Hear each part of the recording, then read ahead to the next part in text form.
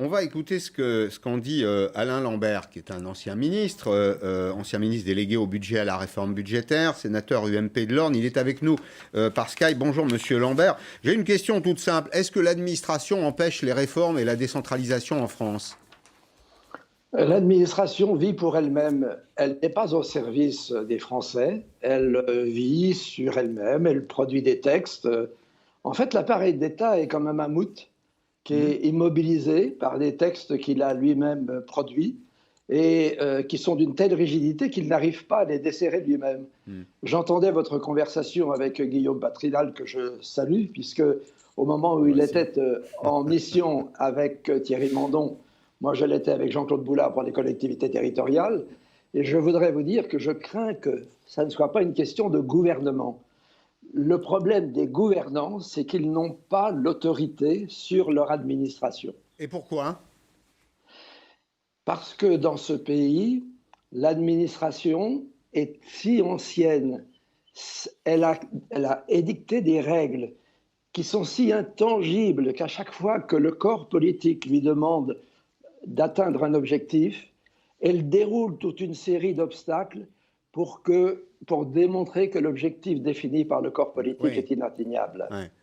Et mon idée, c'est vraiment que le corps politique dise aux administrations, voilà où nous voulons aller. Nous ne voulons pas entendre parler des obstacles dont vous nous parlez en permanence. Rendez-vous à l'objectif et vous serez jugé sur la vitesse à laquelle nous l'atteignons, à défaut de quoi nous vous changerons. Alors attendez, Monsieur Lambert, juste une seconde, ça inspire une réflexion à Guillaume Poitrinal. Mais non, on va essayer d'élever le débat parce que Monsieur Lambert a tout à fait raison. C'est hegelien. Nous sommes avec Hegel, le maître et l'esclave. L'esclave a pris le pouvoir sur le maître tellement le système est compliqué.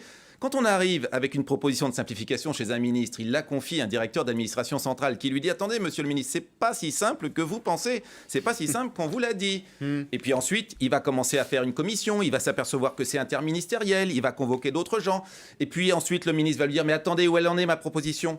Et puis le type va lui dire « Attendez, on a un sujet informatique, l'informatique n'est pas prête, il me faut encore 2 mois. » Et puis arrive le changement de ministre, monsieur Lambert. Et le nouveau ministre, on lui dit « Vous savez, la proposition de simplification de votre prédécesseur, faut surtout pas la suivre, ça lui aurait mis son administration à dos. » Alain Lambert, ça signifie donc que la réforme est impossible. Est-ce que vous me décrivez alors, les modalités que vous évoquez, on vous change. On peut changer les directeurs centraux d'administration, pas les fonctionnaires. Vous savez qu'on ne licencie pas un fonctionnaire parce qu'il n'est pas d'accord avec les directives.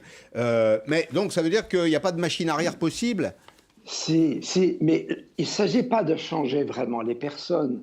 Il s'agit de changer leur rapport à leurs fonctions. L'état bureaucratique dans lequel nous sommes, et Guillaume nous invite à être à la hauteur des exigences auxquelles nous sommes confrontés avec la crise, et essayons tous ensemble de l'être.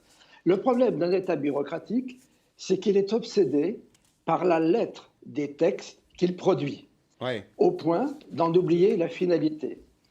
Et si je vous donne un exemple, ça veut dire que dans le domaine de la santé, l'observation ou la conformité à la règle du droit édictée par le Code de la santé est plus importante que de sauver des vies.